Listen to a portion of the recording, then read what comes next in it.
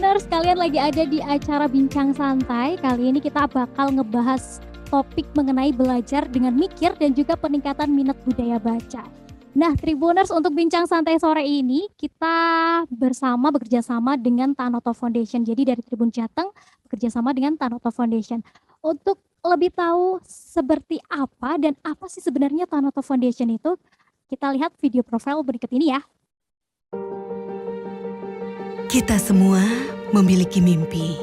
Mimpi akan kehidupan yang lebih baik, kesehatan yang lebih baik, dan masa depan yang lebih baik. Untuk mereka yang kita cintai. Keluarga kita, teman kita, dan lingkungan tempat kita tinggal. Di Tanoto Foundation, kami yakin bahwa mimpi dapat menjadi nyata saat setiap orang diberikan peluang yang setara untuk mengembangkan potensinya. Dan peluang yang setara itu berawal dari akses yang setara pula atas pendidikan yang berkualitas. Kami berkomitmen untuk membantu masyarakat meraih impian ini sejak awal, dengan menciptakan lingkungan pembelajaran yang mampu menumbuhkan harapan dan mendorong tercapainya cita-cita. Mulai dari pendidikan usia dini hingga pendidikan tinggi. Menciptakan para pemimpin untuk dunia di masa depan. Dan mendukung penelitian baru dan dinamis di bidang riset medis. Pendidikan yang berkualitas tidak hanya meningkatkan taraf hidup, namun juga bisa mengubah kehidupan itu sendiri. Membuka kesetaraan peluang yang memberi pilihan kepada individu dan komunitasnya. Di Tanoto Foundation, kami percaya akan sebuah masa depan di mana kesetaraan peluang merupakan kekuatan yang mendorong perubahan positif. Dan pendidikan yang berkualitas akan selalu menjadi fondasi untuk masa depan itu.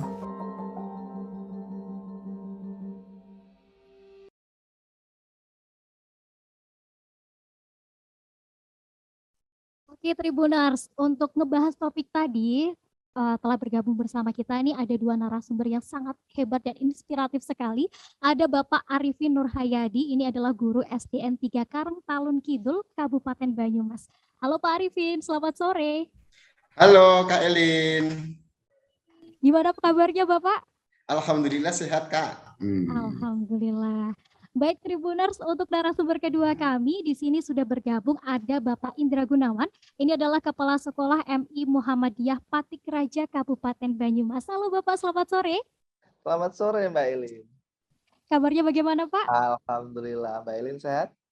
Alhamdulillah, sehat luar biasa. Senang sekali bisa bertemu dengan Pak Arifin juga Pak Indra ini ya. Yes. Oke Tribuners, kita bakal ngobrol-ngobrol banyak, tapi saya akan kenalkan dulu narasumber pertama kita lebih detail ya, biar kita tahu siapa sih Pak Arifin ini sebenarnya. Oke, jadi Pak Arifin ini bernama lengkap Arifin Nurhayadi, SPD MPD. Beliau mengajar di SDN 3 Karangtalun Kidul, Kecamatan Purwojati, Kabupaten Banyumas, Jawa Tengah. Nah, beliau ini telah menempuh pendidikan S2 Pendidikan Dasar di Universitas Surabaya dengan sumber dana dari Kemendikbud dalam tugas belajar ini ya Pak ya. Dan Tribuners, Pak Arifin ini juga adalah seorang fasilitator daerah dari program Pintar Tanoto Foundation. Jadi Pak Arifin ini tidak hanya dilatih tapi juga melatih guru-guru di sekitar ya Pak ya, di daerah Kabupaten Banyumas. Luar biasa sekali ya Pak ya. Oke, langsung saja kita akan ngobrol banyak dengan Pak Arifin ya Tribuners. Saya penasaran nih Pak, Bapak mengikuti pelatihan Tanoto Foundation. Pelatihan apa aja sih Pak? Mungkin bisa diceritakan ke Tribuners? Pelatihannya itu pelatihan kaitannya dengan pembelajaran lah yang penting ya. Yang tentunya yang pertama kaitannya dengan yang sudah dipelajari oleh saya, yaitu memang ada 2 modul ya Kak Elin, yaitu ada modul 1 dan juga modul 2. Nah, untuk modul 1 itu dipelajari secara luring, kemudian untuk modul 2 dipelajari secara daring. Untuk modul 1 yang dipelajari itu apa aja ya, yaitu saya sudah mempelajari tentang pembelajaran aktif ya, yang mengacu pada unsur mikir. Nah, ada unsur mikirnya loh. Kemudian mengembangkan pertanyaan dan lembar kerja pengelolaan lingkungan belajar, mengembangkan budaya baca, dan juga praktik mengajar. Itu adalah modul yang pertama. Untuk modul yang kedua yang dipelajari yaitu abstraksi matematis, FPB, luas permukaan balok, kemudian perbaikan terus-menerus. Begitu Kak Elin. Jadi sangat luar biasa sekali ya materi yang dipelajari dari Tanoto Foundation ini. Luar biasa. Ternyata banyak sekali ya Pak ya yang dipelajari saat pelatihan. Oke Pak, tadi saya sempat mendengar ada kata mikir. Mikir itu kitakah yang berpikir atau itu sebenarnya konsep-konsep apa Pak? Mungkin bisa dijelaskan ke Tribuners? Oke, ya mikir ya. Mikir itu merupakan suatu akronim Kak Elin. Nah, akronim dari apa? Yaitu akronim dari mengalami, kemudian interaksi, kemudian komunikasi, dan yang terakhir adalah refleksi. Nah, untuk mengalami itu apa? Mengalami yaitu melakukan, siswa nanti akan melakukan kegiatan. Nah, atau biasa kita kenal dengan istilah learning by doing. Nah, di situ selain melakukan, siswa juga akan mengamati ya suatu objek yang ada di sekitarnya. Kemudian untuk interaksi itu apa sih? Interaksi adalah proses pertukaran gagasan antara dua orang atau lebih, itu interaksi. Kemudian kalau komunikasi yaitu proses penyampaian gagasan atau pikiran oleh seseorang kepada orang lain. Nah, ini biasanya dengan presentasi. Kemudian untuk refleksi ya, itu adalah proses memikirkan makna dari belajar yang dialami, baik yang terkait dengan materi yang dipelajari maupun pengalaman belajarnya. Gitu. Kemudian refleksi ini ya Kak Edin ya, ini dipicu dari apa? Dari pertanyaan, antara lain pengetahuan atau kemampuan apa yang telah diperoleh siswa dari belajar hari tersebut, kemudian apa yang masih membingungkan, dan bagaimana proses belajar yang telah dialami oleh siswa. Itu Kak Elin, itu adalah mikir, merupakan suatu akronim. Termasuk gini, saatnya kita mengajar pun, kita juga harus mikir. Nah. Oke, luar biasa sekali. Berarti ini melibatkan siswa untuk ikut aktif juga ya Pak ya? Bisa dibilang seperti itu ya? Oh iya dong. Oke. Luar biasa. Istimewa sekali konsepnya ya Pak ya. Kemudian nih Pak, Bapak kan sudah mengikuti 2 kali pelatihan. Kemudian yang terakhir tadi ada modul 2 ini berbasis digital. Kemudian yang paling berkesan buat Bapak apa sih Pak dan seperti apa? Mungkin bisa diceritakan. Ya betul sekali Kak Elin. Pada pembelajaran yaitu modul yang kedua memang berbasis digital ya. Kita belajarnya itu menggunakan LMS. Nah, tapi tidak full peserta itu nanti saatnya mengerjakan itu ya mengerjakan terus melalui LMS-nya, tetapi juga ada tatap mayanya. Jadi kita mengenal adanya kegiatan asinkron dan juga kegiatan sinkronus. Kegiatan sinkronusnya yaitu dengan apa? Tatap maya menggunakan Zoom. Ya, jadi peserta bertemu dengan fasilitator daerah secara langsung menggunakan tautan via Zoom. Kemudian untuk kegiatan asinkronus, peserta menyelesaikan tugas-tugasnya melalui LMS ya. Nah, kemudian ini juga ada hal yang paling berkesan ya sebenarnya berdasarkan pembelajaran modul 2 ini secara digital, yaitu sebenarnya kaitannya dengan peserta bagaimana ya. Nah, peserta yang pasti lebih senang. Mengapa lebih senang? Karena peserta tersebut bisa mengerjakan konten LMS-nya sewaktu-waktu. Jadi tidak mengganggu kegiatan mengajarnya. Mereka rata-rata membuka LMS itu pada malam hari ya. Malam hari membuka LMS sambil ngopi ya, sambil makan cemilan ya. Mereka itu sambil asiknya di situ. Rata-rata ceritanya seperti itu. Jadi tidak terbatas terkekang oleh waktu. Kemudian berikutnya lagi, konten-konten dari LMS dari Tanoto Foundation ini juga menarik. Mengapa menarik? Karena di situ ada video-video yang merangsang ya peserta itu tertarik mempelajari materi yang akan dipelajarinya. Ya, jadi konten-kontennya juga bagus. Termasuk di dalamnya ada kuis. Nah, kuis-kuisnya juga menarik. Kemudian di situ ada beberapa kegiatan, antara lain apa? Ada urun gagasan. Jadi antara peserta satu dengan peserta yang lain memberikan suatu komentar ya berdasarkan permasalahan-permasalahan dalam pembelajaran sesuai dengan topik yang dipelajari. Selain itu pula ya peserta itu merasa senang. Mengapa senang? Karena mereka itu lebih paham terhadap IT. Mereka menjadi termotivasi untuk mempelajari, contohnya misalkan untuk mengedit video. Nah, untuk edit video, mereka bisa menambahkan teks dalam videonya, memangkas video, nanti diupload ke LMS. Mereka sangat senang sekali. Kemudian berikutnya lagi, dari awal pesertanya ya, yang memang notabene ada yang belum menguasai penggunaan IT, sekarang dengan adanya Pintar Tanoto Foundation ini yang menuntut peserta itu belajar secara daring, peserta lambat laun belajar dengan rekan yang lainnya, sehingga mayoritas dari pesertanya sekarang sudah bisa menguasai IT. Tidak hanya sekedar ngetik saja ya, sampai dengan kirim file, ngunggah ke Google Drive, ya, kemudian upload ke YouTube, mereka sudah sangat canggih. Ya, sudah pada bisa. Oke. Itu hal yang terkesan dalam pembelajaran digital seperti ini. Luar biasa, Kak. Oke, luar biasa sekali ya Pak ya. Tadinya yang Iya. cetek gitu ya, mohon maaf. Sekarang udah bisa ngedit video, bahkan nyimpan ke Google Drive dan lain sebagainya. Berarti lebih ke kayak waktunya fleksibel dan juga bisa belajar IT lebih ya Pak ya untuk di pelatihan modul 2 ini ya. Iya, betul sekali. Oke, luar biasa sekali. Pak, setelah mengikuti pelatihan tentunya Bapak mendapatkan manfaat, juga mendapatkan ilmu pengetahuan yang baru nih dari Tonoto Foundation ketika pelatihan. Kemudian saat mempraktikannya di sekolahan, apakah ada efeknya Pak? Dan Bapak mendapatkan manfaat apa nih di kelas Bapak? Oke, siap. Jadi gini ya, Kak Elin ya. Berdasarkan implementasi saya dalam kegiatan pembelajaran ya memang memberikan suatu manfaat. Karena apa? Karena saya juga merupakan fasda matematika. Saya mengimplementasikan dalam kegiatan pembelajaran matematika. Khususnya sebagai contoh ya, saya beri contoh yaitu siswa itu menentukan banyaknya sisi, titik sudut, ya, banyaknya rusuk pada bangun ruang. Nah, peserta didik itu diminta untuk apa? Untuk mencari benda-benda yang ada di sekitar sekolah. Nah, ada siswa yang menemukan tudung atau istilahnya itu caping. Nah, mereka mengamati, oh ini kok bentuknya kayak kerucut ya. Mereka langsung bisa menebak secara langsung berapa titik sudutnya, berapa sisinya, berapa rusuknya. Terus berikutnya lagi ada siswa yang menemukan kaleng cat. Kebetulan sekolah saya habis ngecat ya waktu itu ya. Nah, berupa apa? Berupa tabung. Siswa itu menghitung, oh sisinya ada 3, 1, 2, 3. Siswa tampak senang sekali ya saatnya pengamatan seperti itu. Benda-benda yang ada di sekitarnya.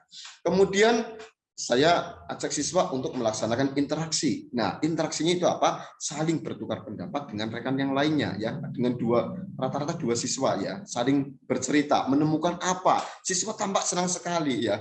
Ada yang menyampaikan, saya tadi menemukan kotak susu, saling bercerita. Kebetulan susunya habis. Mereka sambil bergurau. Mereka merasa senang sekali saatnya kegiatan interaksi. Kemudian saatnya mengkomunikasikan, karena mereka sudah melaksanakan interaksi, saatnya berkomunikasi, siswa lebih percaya diri menyampaikan kepada rekan-rekan yang lainnya dalam skup kelas. Ya, mereka lebih percaya diri saatnya komunikasi. Dan saatnya kegiatan refleksi, siswa yang tadinya biasanya itu cenderung diam, saatnya saya menerapkan pembelajaran mikir ini, ya, siswa tampak percaya diri menyampaikan, Pak, saya sudah paham tentang ini. Nah, rata-rata mereka itu menjadi lebih paham. Ya, kalau saya pancing memang, kira-kira yang belum dipahami apa? Kayaknya nggak ada loh Pak, sudah paham karena apa? Karena benda-bendanya itu mudah kita dapat di sekitar kita dan juga tampak lebih menarik Pak dalam pembelajaran seperti ini. Nah, itu manfaatnya. Kemudian ya, siswa setelah saya amati dengan implementasi pembelajaran mikir tersebut, selain motivasinya meningkat, rasa percaya dirinya meningkat ya, hasil belajar sebagai dampak pengiring atau biasa kita kenal dengan istilah nurturan efeknya juga meningkat. Nah, terus berikutnya lagi, selain pengetahuan, keterampilan sosialnya juga meningkat. Nah, karena apa? Adanya kegiatan interaksi dengan rekan yang lainnya. Nah, begitu. Terus bagaimana testimoni dari orang tua? Testimoni dari orang tua itu menyampaikan ya, Pak, pembelajarnya seperti ini. Seperti tadi anak saya yang sampaikan itu terasa lebih enak loh. Nah, jadi orang tua pun merasa lebih senang. Nah, gitu. Itu adalah manfaat dari pelatihan setelah diimplementasikan dalam kegiatan pembelajaran. Gitu, Kak Elin. terlihat pembelajarannya lebih mengasyikkan ya Pak ya, Mengasyikkan. bermain sambil belajar atau belajar sambil bermain ya jadinya. Ini Ini ya belajar sambil bermain dong tentunya. Dan juga ini Kak Elin tambahan. Ini kalau saya amati ya, biasanya siswa itu setelah keluar dari skup belajarnya lupa atau istilahnya kalau keluar itu pasti lupa atau tulen ya, betul kelalen ya. Di situ siswa dengan pembelajaran mikir ini cenderung lebih ingatnya lebih lama atau biasa kita kenal dengan istilah long term memory atau ingatan jangka panjangnya lebih bagus sekali ini. kayaknya asik banget ya pembelajarannya. Mungkin saya jadi pengen sekolah lagi kayaknya nih Pak. Oh, bisa jadi murid saya. Oke Bapak. Oke, baik Pak. Terus nih Pak, untuk mungkin terakhir nih Pak, harapan Oh, ya. dari Pak Arifin terhadap pembelajaran di masa PTMT nih Pak, karena masih pandeminya masih belum berakhir. Apa Pak?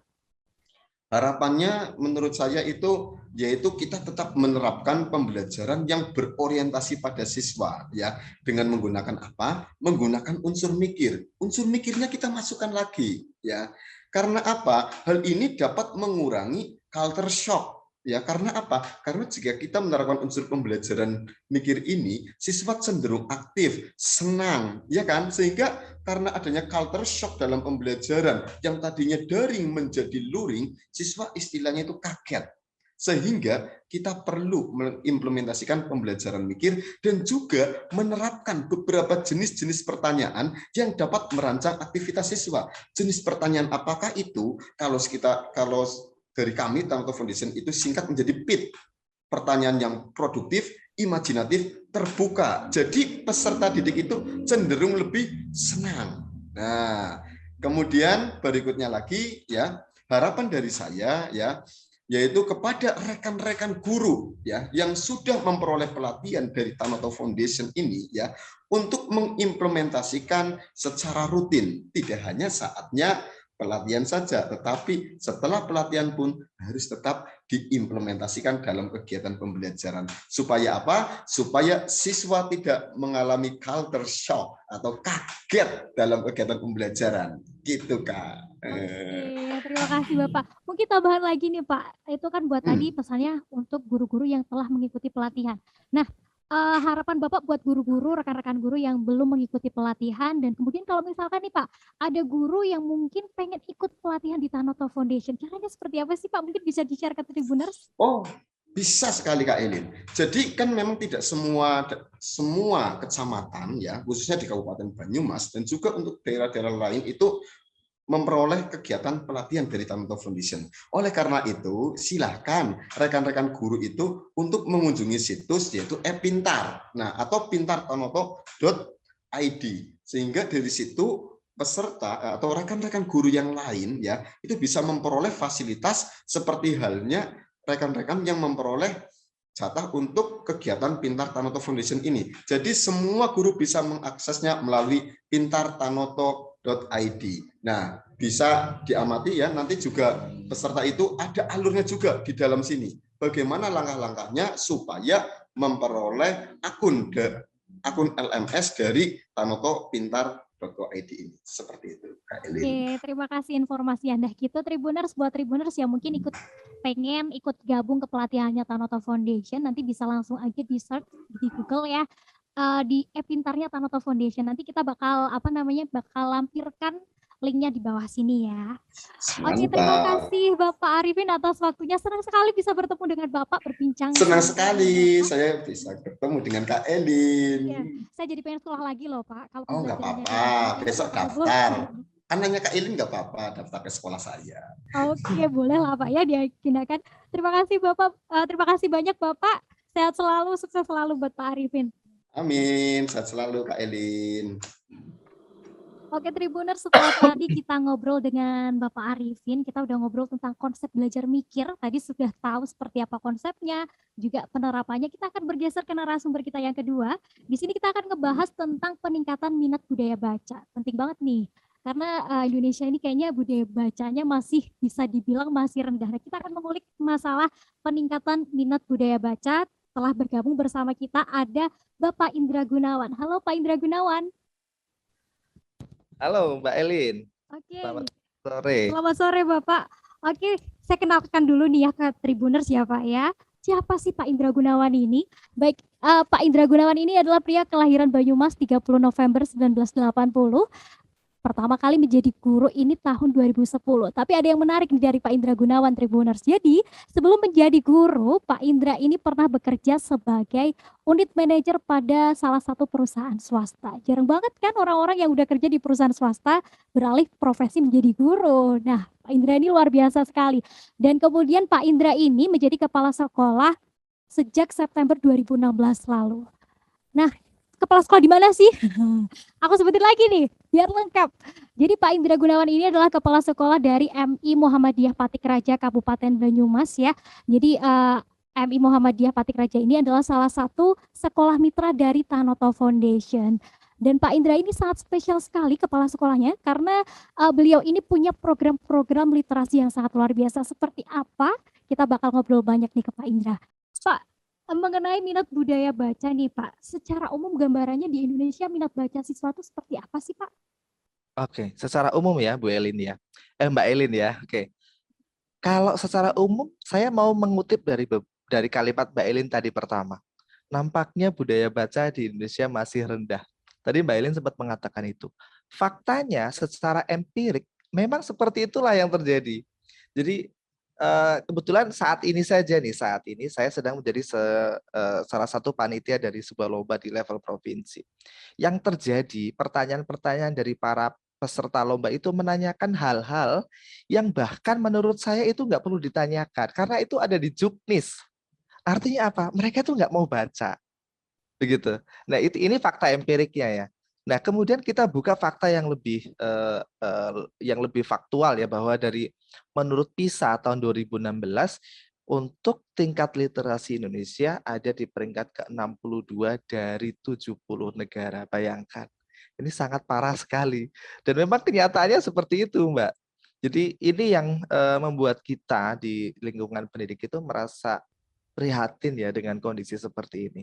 Dan kemudian saya juga melihat siswa kita dulu, mereka itu kalau mengerjakan soal itu cepat-cepatan dan mereka nggak memahami apa yang mereka kerjakan begitu. Jadi inilah gambaran empiriknya, gambaran yang terjadi saat ini. Begitu Mbak Elin. Oke Pak, berarti bisa dibilang tingkat baca siswa di Indonesia kan cukup rendah. Tentunya ini menjadi tantangan nih Pak.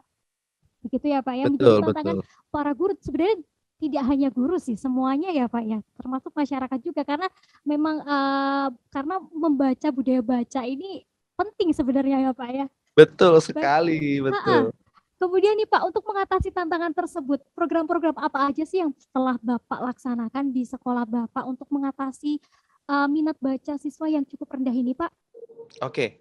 Jadi kami di internal sekolah, kami selalu menganggap sebuah masalah adalah salah satu cara Allah untuk meningkatkan kapasitas kita.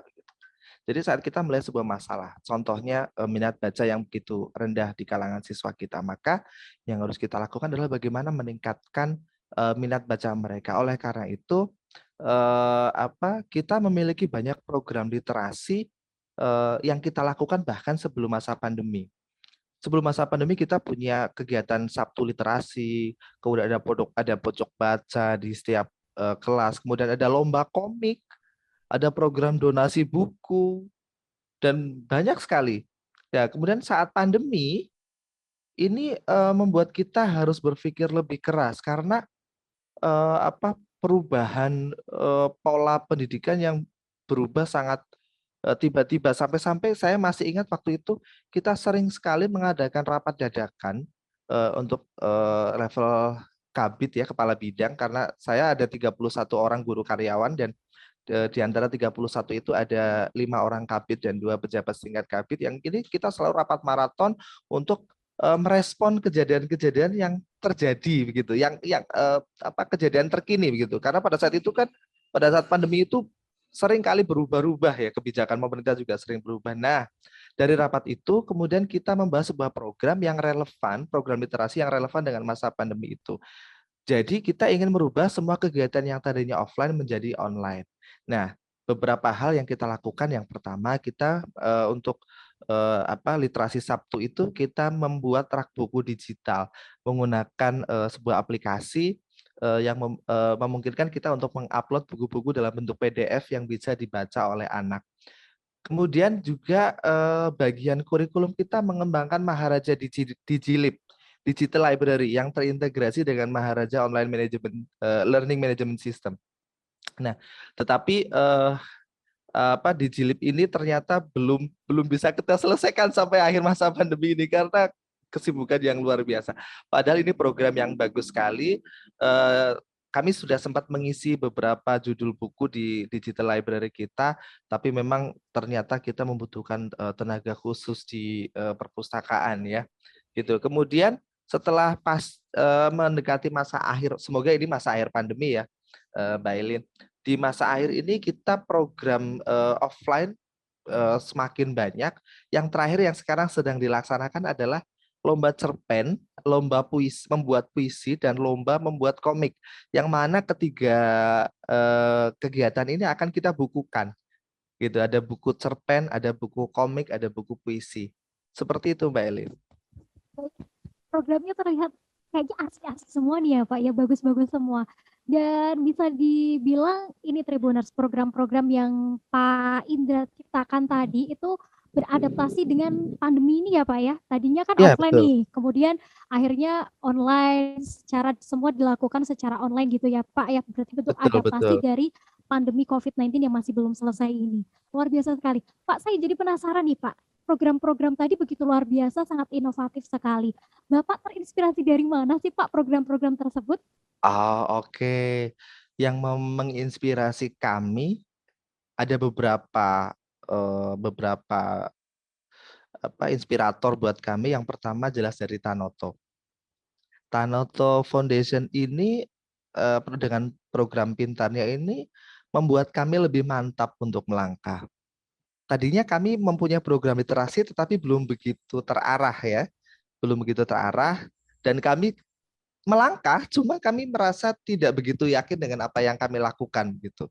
Begitu ada program pintar dari Tanoto ini, kami semakin yakin, oh kita sudah on the right track nih, gitu. Kita sudah right track, berarti itu semakin memantapkan langkah kita, sehingga dengan langkah yang lebih mantap, apa yang kita lakukan menjadi lebih bergairah seperti itu. Jadi saya ucapkan terima kasih telah menjadi inspirasi buat kami untuk Tanoto Foundation. Kemudian inspirasi yang selanjutnya jelas dari kejadian-kejadian yang terjadi di masyarakat sekitar kita, dari survei dari nilai PISA itu. Kemudian kebetulan saya sekarang sedang mengambil program pasca sarjana begitu, dan saya sedang membuat sebuah tesis yang judulnya membangun sekolah progresif menggunakan kompetensi kewirausahaan. Salah satunya sekolah progresif itu bagaimana sekolah itu mampu mengembangkan program, salah satunya program literasi ini. Begitu, Bu Elin. Baik, tadi sering banget nih disebutin literasi. Banyak orang yang rancu literasi itu sebenarnya apa gitu. Banyak orang yang bilang melek, tapi melek apa kayak gitu. Mungkin bisa dijelaskan ke Tribuners, Pak, literasi itu sebenarnya apa sih, Pak? Oke, literasi itu kalau dalam bahasa Al-Quran, ikro. Nggak jauh-jauh dari ikro, gitu ya, membaca semua hal, berliterasi. Jadi kita kadang malas untuk membaca. Padahal membaca itu sesuatu yang kalau rumah itu pintunya. Tanpa kita membaca, tanpa kita mau mempelajari sesuatu, kita nggak akan tahu apa-apa. Simpelnya seperti itu, Mbak Elin.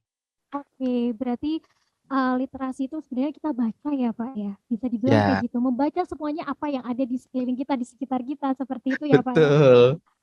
Oke, Betul. dan salah satu program dari apa namanya Bapak tadi adalah literasi baca ya, Pak ya, untuk programnya. Nah, Pak, pada program yang tadi seperti bikin komik, kemudian apalagi ya tadi banyak sekali saya jadi sampai gak ingat saking banyaknya.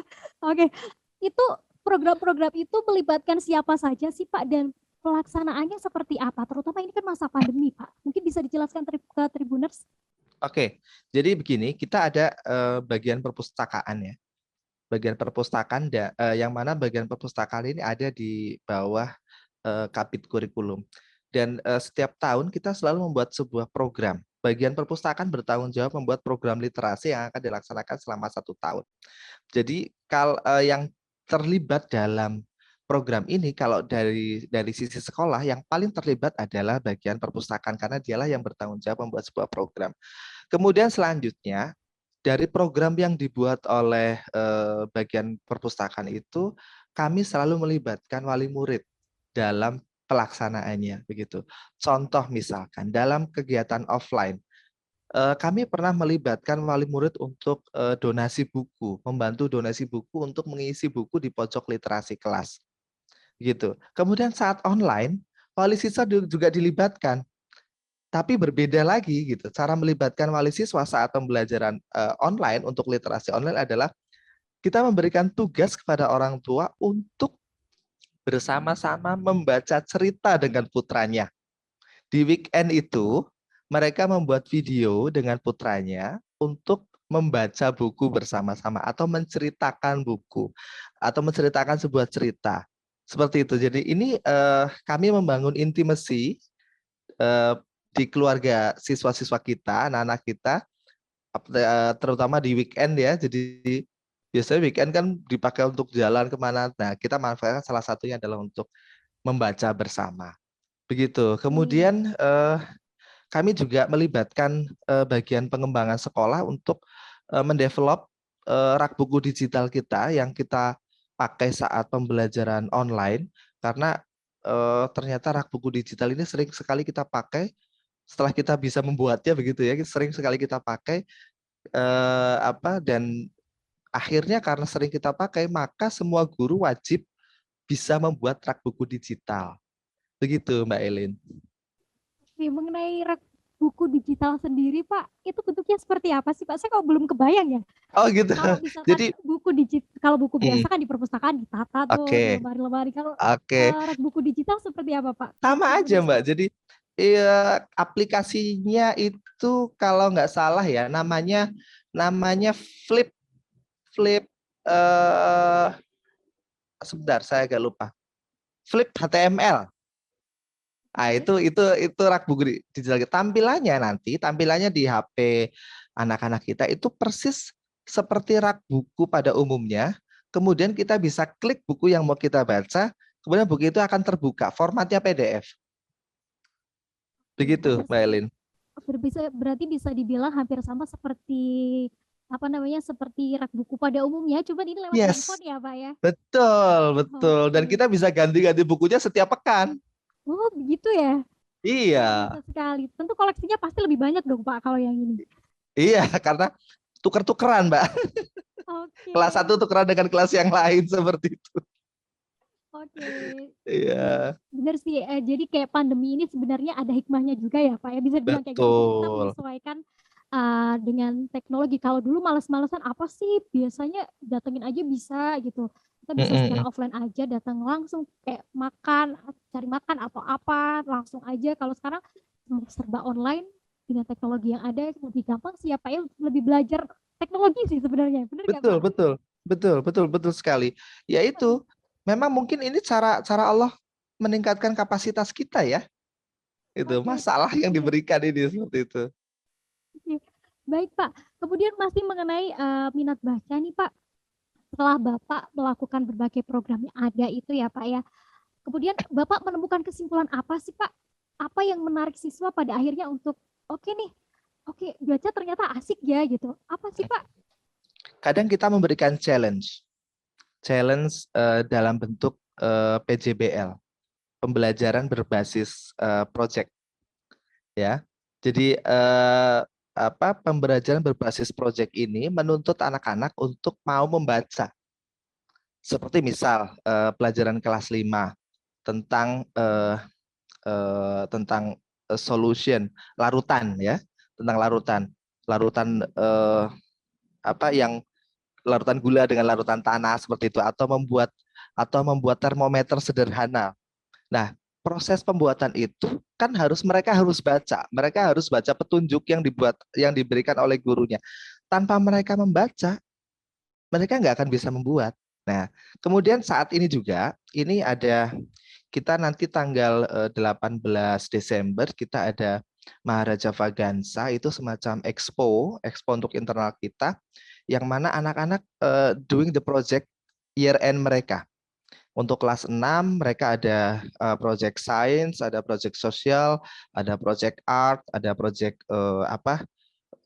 bahasa seperti itu, dan masing-masing dari mereka membuat sebuah project yang akan ditampilkan dalam expo itu. Dan mereka tidak akan bisa membuat sebuah project tanpa mereka berliterasi terlebih dahulu, membuat proposal, kemudian mereka belanja ide itu dengan membaca mungkin atau melihat itu proses literasi, dan mereka tidak akan bisa menghasilkan sebuah produk tanpa mereka berliterasi. Itu mohon doanya saja, semoga nanti tanggal 18 acara Maharaja Vagansa itu bisa berjalan dengan lancar, Mbak Eli. Oke, semoga sukses dan lancar ya Pak ya untuk Amin. acara ke depannya.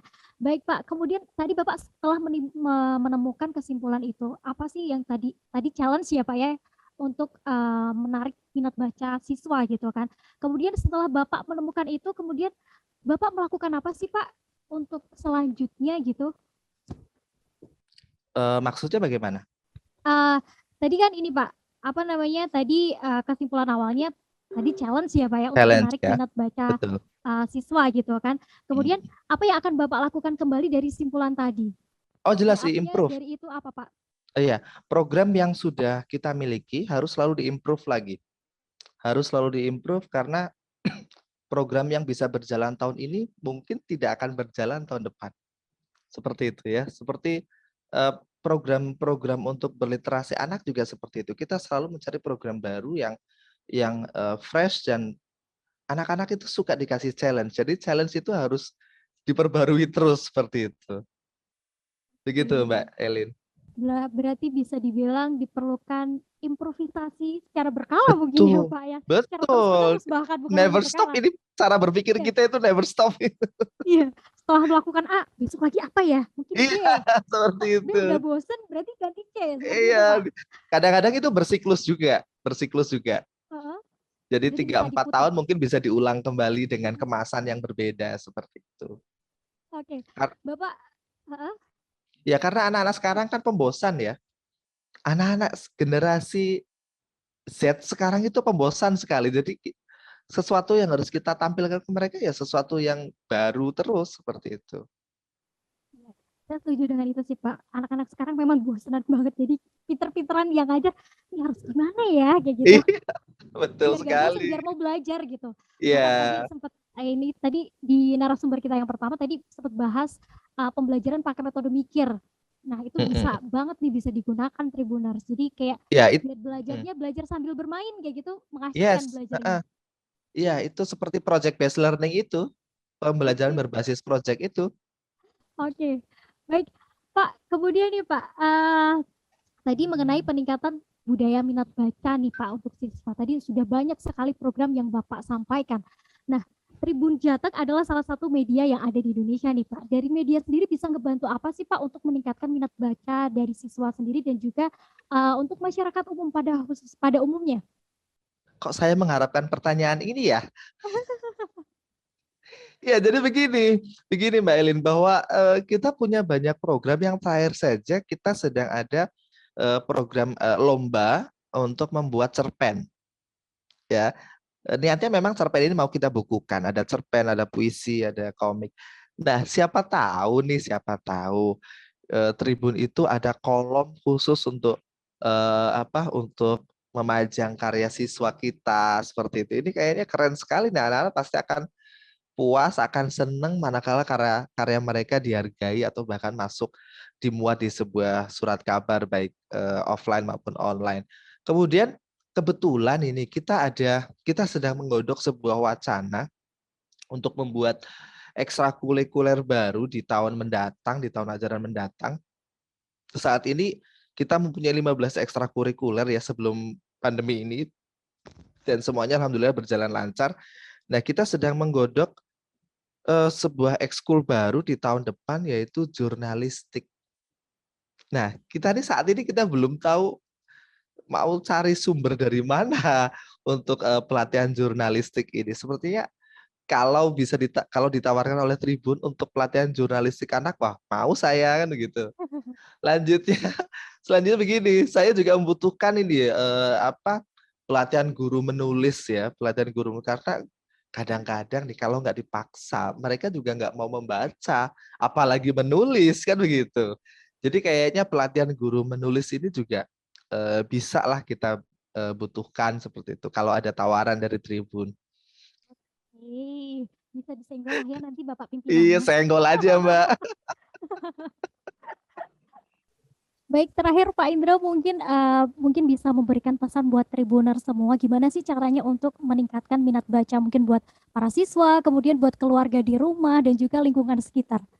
Oke, saya cuma pengen ngomong gini, baca, baca, baca, udah itu aja. Kenapa? Karena kalau kamu nggak baca, kamu nggak tahu apa-apa. Kalau kamu nggak baca, kamu nggak bisa kemana-mana. Kalau kamu nggak baca, kamu nggak jadi apa-apa. Kalau kamu nggak baca, kamu nggak akan bisa melakukan apapun. Gitu intinya, Mbak. Jadi kunci dari semuanya adalah baca. Itu aja. Oke, pesan yang luar biasa sekali. Inti dari semuanya, kalau kita pengen bisa semuanya, baca kuncinya Tribuners. Jadi Yes, wajib banget buat betul baca ya sekali. Pak ya. Oke, Betul terima sekali. kasih banyak Pak Indra atas waktunya. Senang sekali bisa mengobrol masalah peningkatan minat budaya baca di Indonesia, terutama buat siswa nih. Banyak Oke, dapat terima kasih ilmu Mbak baru. Elin. Ya, terima kasih banyak ya Bapak ya. Sukses selalu dan sehat selalu buat Pak Indra. Baik Tribuners, itu tadi perbincangan kita dengan narasumber kita yang kedua, ada Pak Indra Gunawan. Beliau adalah Kepala Sekolah dari MI Muhammadiyah Patik Raja Kabupaten Banyumas. Dan Tribuners, terima kasih lagi saya ucapkan buat kalian yang udah bergabung. Dari tadi kita ngobrol banyak sekali dengan dua narasumber kita. Saya yakin Tribuners dapat ilmu banyak banget, pengetahuan banyak banget mengenai tadi pertama ada konsep mikir, itu konsep yang luar biasa sekali. Kemudian juga tentang peningkatan minat budaya baca. Saya Elin pamit undur diri. Terima kasih, sampai berjumpa di bincang santai selanjutnya.